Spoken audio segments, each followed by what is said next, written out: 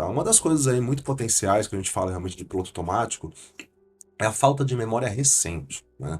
Que é a falta de memória recente. Sabe aquela coisa que você tá atuando ali em algo, você tá fazendo algo ali na sua vida, aí de uma hora para outra você simplesmente pega e você não lembra o porquê que você está fazendo aquilo, ou ainda, você não lembra o porquê que te motivou, qual a necessidade, onde que eu estava indo mesmo, né? O que que eu tô indo fazer mesmo, por que que eu tô aqui, né? Então, esse tipo de coisa traz uma questão de falta de memória, né? Eu não me recordo aquilo que eu fiz, eu não me recordo aquilo que eu tenho que fazer e eu não lembro por quê. E aí você tem que forçar o pensamento para pensar sobre isso, né? É tão importante isso que eu, numa fase da minha vida que eu estava realmente pensando sobre muitas coisas, né?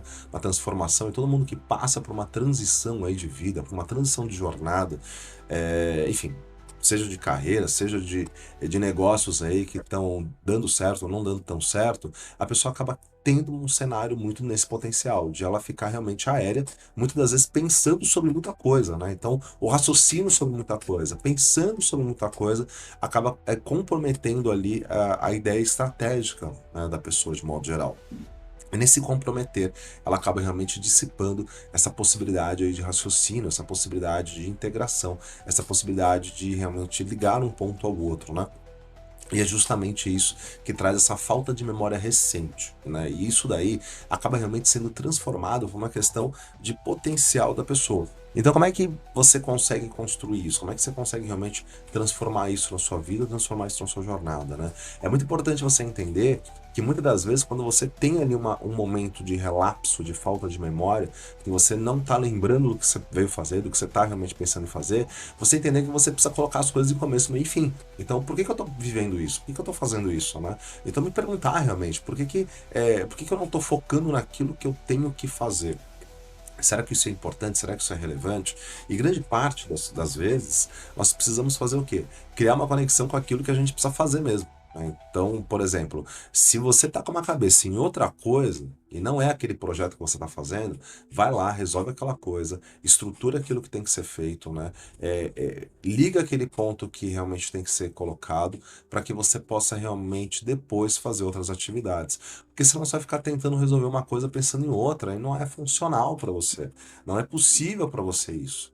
E aí você acaba realmente pensando numa coisa que aí agora, o que que eu faço, né? Como é que eu vou criar essa conexão? Como é que eu vou criar esse movimento na minha vida se eu não consigo realmente fazer as coisas darem certo, se eu não consigo fazer as coisas realmente se movimentarem?